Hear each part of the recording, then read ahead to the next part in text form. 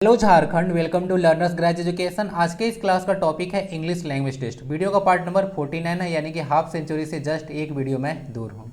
जैसा कि पहले भी मेंशन कर चुका हूँ, यह क्लास अब डेली 8 बजे मिलेगा। 3 क्लास मिलेगा, 8 बजे, उसके बाद 2 बजे दोपहर में, और रात को 9 बजे। जो रात को 9 बजे होगा उसमें सिर्फ और सिर्फ झारखंड स्पेशल क्लास होगा।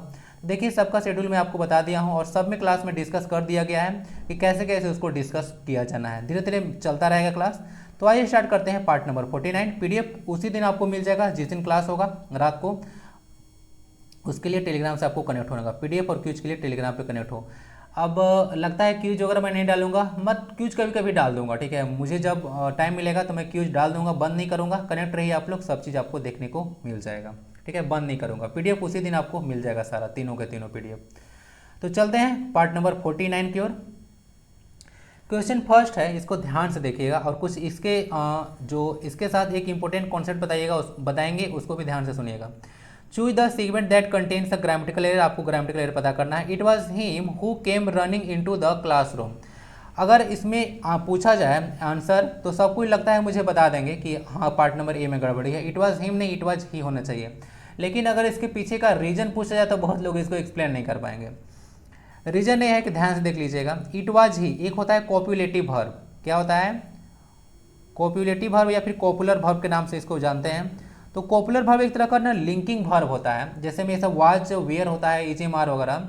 तो इसका कभी भी आप लोग कॉम्प्लीमेंट के बारे में बात करते हैं ना, यानी कॉपुलर वर्ब का कॉम्प्लीमेंट के बारे में बात करते हैं तो वह नॉमिनेटिव केस में यूज होता है, ठीक है। जैसे इट वाज हिम नहीं, इट वाज ही होगा। It was I, okay, who came yesterday at your house, okay, to see you. तो इस तरह से बोल सकते हैं आप लोग।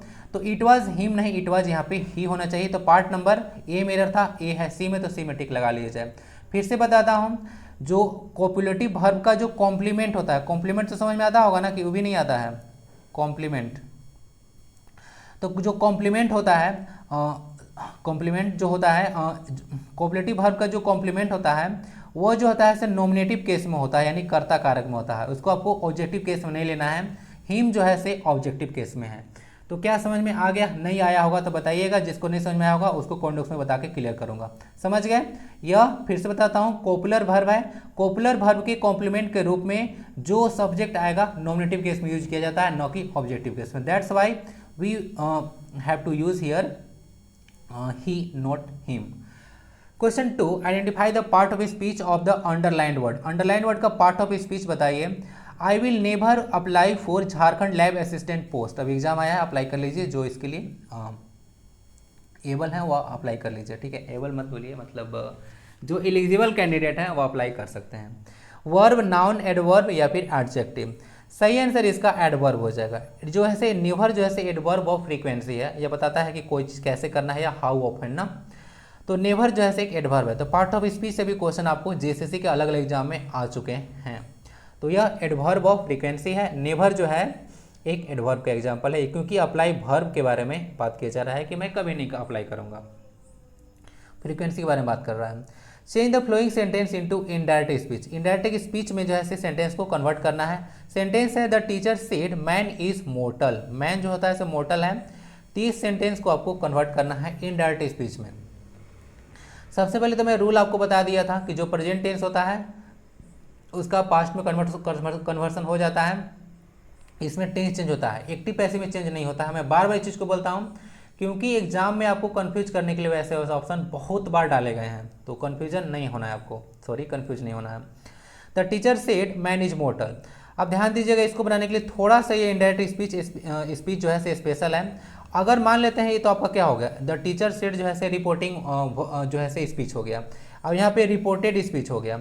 अगर रिपोर्टेड स्पीच, ध्यान दीजिएगा, अगर रिपोर्टेड स्पीच अगर कोई यूनिवर्सल ट्रूथ हो तो उसको आप लोग चेंज नहीं करते हैं। समझ गए? अगर रिपोर्टेड स्पीच कोई यूनिवर्सल ट्रूथ हो उसको चेंज नहीं किया जाता है टेंस उसका। जैसे the teacher said that man is mortar, इसका सही आंसर हो जाएगा। इस तरह से कोई नहीं बनेगा कि मैन इज था तो उसको वाज बना दीजिए। द टीचर टोल्ड तो होगा नहीं, ऐसे ही आपको ऑप्शन छाट दिया जाएगा, टोल्ड नहीं होगा। सेड टू जो होता है टोल्ड में कन्वर्ट होता है। सेड तो होगा, टोल्ड में कन्वर्ट होगा ही नहीं। सेड टू जो है टोल्ड में कन्वर्ट होता है। समझ गया ना? तो man was they, is they, तो कभी देख लीजिएगा ऐसा नहीं होगा। यहाँ तो ऑप्शन में वाज है नहीं। बट ज़्यादा चांस है कि आपको वॉच करके ऑप्शन देंगे तो उसको टिक नहीं लगाना है, क्योंकि अगर यूनिवर्सल ट्रूथ हो तो उसका कन्वर्सन नहीं होता है। तो teacher said that man is mortal, इसको ध्यान दीजिएगा, लास्ट में फुल स्टॉप लगेगा। क्वेश्चन नंबर 4 है, वन वर्ड बताना है। A person who travels a long way to visit a religious place, मान लेते हैं कि कोई यात्रा वगैरह करते हैं, जैसे कि अमरनाथ जो यात्रा आप लोग करते हैं, कोई हज की यात्रा करता है, तो बहुत लॉन्ग जो है डिस्टेंस ट्रेवल करके कहीं पे यात्रा करने जाते हैं कोई एक रिलीजियस प्लेस पे, तो उसको आप लोग क्या बोलते हैं? होमिसाइड, पिलग्रिम, हर्बीवोर या फिर एस्ट्रोलॉजर। इसका आंसर बहुत ही ईजी है, पिलग्रिम इसको बोला जाता है, तीर्थ यात्रा उसको बोला जाता है ना। चलिए, होमिसाइड होता है ना, जो किसी अगर ह्यूमन की हत्या कर दी जाती है तो उसको ह्यूमन के नाम जो है होमिसाइड के नाम जानते हैं।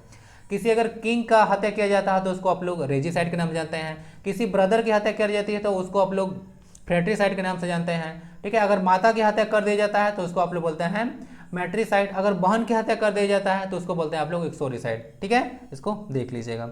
हर्बीवोर मतलब जो हरा भरा चीज खाता है, यानी कि शाकाहारी होता है। एस्ट्रोलॉजर समझते हैं क्या होता है, एस्ट्रोलॉजी काफी ज्यादा आप लोग करवा रहे हैं।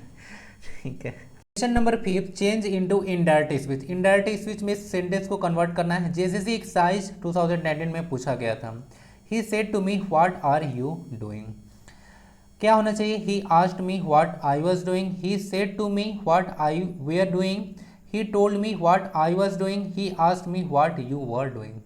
इसको देख लीजिए, यहाँ पे ही सेड टू मी है, सेड टू को अगर समझ पा रहे होंगे, इसको इनडायरेक्ट स्पीच जो दिया इनमें कन्वर्ट करना है। यह सेंटेंस इंट्रोगेटिव सेंटेंस है। इंट्रोगेटिव सेंटेंस में दैट वगैरह यूज नहीं होता है ना, इसको याद रखिएगा। इनडायरेक्ट फॉर्म जब बनाते हैं तो दैट का यूज आप लोग नहीं करते हैं, जैसा कि नॉर्मल सब में यूज होता है। या तो आप लोग इफ़ या वेदर का यूज कर लेते हैं, नहीं तो फिर WH वर्ड यूज करते हैं, जो कि इस सेंटेंस में WH वर्ड यानी कि व्हाट यूज किया हुआ है। ठीक है, दैट लगा के देगा तो उसको गलत काट लेना है। तो सेड टू को आस्ट में कन्वर्ट कर दीजिए, तो आस्ट बदल जाएगा यहाँ पे। तो सेड टू नहीं रहेगा। ओके, टोल्ड में ऐसी कन्वर्ट इस तरह से नहीं होता है, सेड टू आस्ट में कन्वर्ट होता है। ऑप्शन ए इसका सही आंसर हो जाएगा। He asked me what I was doing. ठीक है, यहाँ पे यू वर डूइंग था, इसको क्यों काटा? क्योंकि ऑब्जेक्ट यहाँ पे जो यू है वो क्या है? यू है आपका second person. Second person object के अनुसार होता है। ऑब्जेक्ट यहाँ पे मी है, तो मी के अनुसार आई आना चाहिए था, लेकिन सब्जेक्ट के अनुसार मी का सब्जेक्टिव बेस क्या होगा? आई होगा। यहाँ पे यू दे के रखा है, इसीलिए गलत हो गया। आई होना चाहिए था ना, तो आई के अनुसार वाज। और बाकी सेंटेंस आपको पॉजिटिव बना लेना है, यानी कि एफर्मेटिव सेंटेंस बनाना है, यानी कि सब्जेक्ट प्लस वर्ब लगा लेना है। लास्ट में फुल स्टॉप यूज होता है इंट्रोगेटिव सेंटेंस का इनडायरेक्ट में ही ना, क्योंकि as a piece of information आप देते हैं, न कि किसी से क्वेश्चन पूछते हैं। क्वेश्चन नंबर 6 है, select the incorrectly spelled word. गलत वर्ड आपको चूज करना है। बेगर, कैलेंडर, सोबर या फिर सुपीरियर। बहुत ही टफ तरह का क्वेश्चन होता है। इस तरह से कुछ वर्ड आपको मिस स्पेल दे देते हैं, आपसे पूछते हैं कि कौन सा सही है या फिर गलत है। इसमें जो गलत वर्ड है वह है बेगर। बेगर का स्पेलिंग गलत है। सही बेगर होता है BEGGAR होता है। क्या कहना है? यही इसका सही स्पेलिंग होता है। बाकी कैलेंडर का स्पेलिंग देख लीजिएगा, सही है, DER नहीं होता है, AR होता है। सोबर मतलब उदास होता है। सुपीरियर मतलब परिष्कृत तरह से बोल सकते हैं, सोफिस्टिकेटेड। आंसर इसका ए हो गया। बेगर का सही स्पेलिंग लास्ट में ए होता है, न कि ई। क्वेश्चन 7 है, fill in the blank with suitable preposition. Preposition इसमें भरना है। You must cover your face dash mask when you step out, through, of, with या फिर इन। आंसर इसका सी होगा, विथ। विथ लगाते हैं जब कभी आप लोग कोई कवर हो या फिर वियरिंग के बारे में बात करते हैं, कुछ पहनने का सेंस में, तो वहाँ पे विथ का सेंस यूज़ किया जाता है, प्रीपोजिशन का यूज़ किया जाता है। तो you must cover your face with mask when you step out, जब बाहर आप जाते हैं तो आपको लगा लेना चाहिए मास्क ना। तो यही आंसर इसका सी हो गया। Question 8, what is the synonym of receive. Receive का सिनोनिम क्या होगा? ऑब्टेन, गिव, फॉलो या फिर अबेंडन। सही आंसर इसका हो जाएगा ए। ऑब्टेन मतलब प्राप्त करना होता है, गिव मतलब देना होता है, फॉलो मतलब किसी का अनुसरण करना, अबेंडन मतलब कुछ चीज छोड़ देना होता है, रेलिंक्विश वगैरह वर्ड यूज किया जाता है ना। ठीक है, आंसर ए हो गया, रिसीव। इजी क्वेश्चन था। Find out the statement that contains a grammatical error. He did not gives the child anything to it. इसमें कोई एरर है या फिर कोई एरर नहीं है? मैं तो आपको पहले ही बता चुका था कि डू के किसी भी फॉर्म के साथ, डू हो, डज हो या फिर डिड हो, इस सब के बाद देखिएगा हमेशा V1 यूज होता है, इसको ध्यान रखिएगा। और इसमें ना आपको क्या कर देंगे, कभी जो है से V2 लगा देंगे, तो कभी V5 लगा देंगे, तो कभी V3 लगा देंगे। इस तरह से क्वेश्चन पूछे जाते हैं। तो डू डज कभी भी देख लेते हैं तो समझ जाइए क्वेश्चन गड़बड़ करने वाला है। तो डिड है यहाँ पे लगा हुआ, इसके साथ देखिए गिव्स लगा दिया, यानी कि V5 लगा दिया है। डू के फॉर्म के साथ यहाँ पे डिड है, पास्ट टेंस का है, तो V1 का यूज किया जाता है ना, इसको ध्यान रखिएगा। तो क्या होगा, he didn't give the child anything to it, तो आंसर इसका बी मेरर था, बी है पार्ट नंबर ए में, तो ये को टिक लगा लिया जाए। ओके, बाकी चाइल्ड का प्लूरल होता है चिल्ड्रेन, चिल्ड्रेन्स प्लूरल नहीं होगा, देख लीजिएगा, कभी कभी ऐसे भी पूछते हैं क्वेश्चन, चाइल्ड का प्लूरल चिल्ड्रेन होता है, चिल्ड्रेन जैसा वर्ड नहीं होता है कुछ। डैश इसमें डबल फिलर है, dash Philippines is dash island country situated in south east Asia, south east Asia में फिलीपींस देखने को मिलेगा। ओके, एशियन डेवलपमेंट बैंक का हेडक्वार्टर भी है फिलीपींस मैनिला में, तो देख लीजिए। तो फिलीपींस इसके बाद क्या लगना चाहिए, इससे पहले देखिए फिलीपींस जो होता है ग्रुप ऑफ आइलैंड्स है ना, इसके पहले आर्टिकल द लगेगा, तो यहाँ पे द लगा लीजिए। उसके बाद आइलैंड के पहले क्या लगेगा, आइलैंड के पहले एन लगेगा। अब इसमें कंफ्यूज मत कीजिएगा कि फिलीपींस के साथ जो है से यहाँ पे एस लगा हुआ है, तो ये जो ईज क्यों लगा हुआ है। कुछ ऐसे भी शब्द होते हैं जो देखने में तो लगते हैं कि प्लूरल, लेकिन वो सिंगुलर ही होता है, क्योंकि फिलीपींस क्या है, फिलीपींस जो है से एक ग्रुप ऑफ आइलैंड्स है, एज ए कंट्री है, तो एज ए कंट्री एक ही ना कंट्री है, तो उसके साथ ईज नहीं लगेगा, तो क्या आर लगा दें, नहीं ना लगेगा, तो इस तरह समझ लीजिएगा। चला जाएगा option number C, Philippines group of islands के पहले आर्टिकल द लगता है, और आइलैंड के पहले यहाँ पे आइलैंड, ठीक है, देख लीजिएगा, वोवेल साउंड वर्ड है, तो आर्टिकल एन लगेगा। तो ध्यान से समझिएगा, ईज क्यों लगा उसका रीजन मैं बता चुका हूँ। एक क्वेश्चन है, लेंड एन ईयर, इस इडियम का क्या मतलब है। Be good for a particular thing, कोई चीज़ में अच्छा होना, पे अटेंशन टू, किसी चीज़ पर ध्यान देना, note tell something to others, कोई बात किसी को ना बताना, या फिर नोट मेक ट्रबल, या फिर शोर शराबा ना करना, कोयरी के देवता के जैसा बैठे रहना, ठीक है, सुने आप लोग कहावत, कोयरी के देवता के जैसा बैठना, कोयरी के देवता के जैसा बैठने का होता है बहुत ही शांत बैठना। आंसर इसका बी हो जाएगा, ठीक है, pay attention to, land and year का मतलब होता है पे अटेंशन टू, ध्यान दीजिएगा, कोई चीज़ पर ध्यान देना, अच्छे से ध्यान देना, कोई चीज़ ध्यान से सुनना। इनकरेक्टली स्पेल्ड वर्ड बताइए, फ्रीडम, बोर्डम, किंगडम, या फिर विजडम, क्या इसमें गलत है। आंसर इसका डी हो जाएगा, विजडम इस तरह से नहीं होता है, विजडम इस तरह से बनता है ना, बुद्धिमानी, एक एब्स्ट्रैक्ट नाउन का एग्जाम्पल है, एब्स्ट्रैक्ट नाउन का एग्जाम्पल है विजडम, समझ गए। तो वाइजडम नहीं विजडम होता है, इसको देख लीजिए। बोर्डम मतलब एक तरह का बोरियता पर नहीं होता है कि भाई पूरा बोर बोर लग रहा है, चलो भाई आज कुछ नया करते हैं। एंटोनिम बताइए जरा कोलोजल का, जाइंट, डार्क, स्मॉल, या फिर ओपेक। कोलोजल मतलब होता है बहुत ज़्यादा विशाल होता है ना, इसका आंसर हो जाएगा स्मॉल, देख लीजिए। ओपेक मतलब जिसके आप लोग आर पार नहीं देख सकते हैं, जैसे दीवार के बाहर आप लोग देखिए दिख रहा है। कोई सुपर नेचुरल पावर होंगे तो नहीं दिखेगा, और सुपर नेचुरल पावर नहीं होंगे तो सुपर नेचुरल पावर होंगे तो दिख जाएगा, और सुपर नेचुरल पावर अगर नहीं होंगे तो नहीं दिखेगा, नॉर्मल पर्सन को नहीं दिखता है, तो ओपेक उसी को बोला जाता है। डार्क तो समझते होंगे, कोलोजल का सरनेम हो जाएगा जाइंट ना, विशाल होता है ये भी, ह्यूज। आंसर इसका सी हो गया। क्वेश्चन 14 है, वन वर्ड बताना है, a general increase in the prices of goods and services in an economy. कोई इकोनॉमी में कोई प्राइस अगर अचानक से इंक्रीज करता है तो उसको आप लोग किस नाम से जानते हैं। एक क्वेश्चन अगर देखा जाए ना, तो एक क्वेश्चन को जीके में पूछा जा सकता है, कोई दो मत की बात नहीं है, इसको आप लोग जीके में पूछा जा सकता है। तो देख सकते हैं जीके क्वेश्चन को वन वर्ड बना के पूछ रहा है आपसे।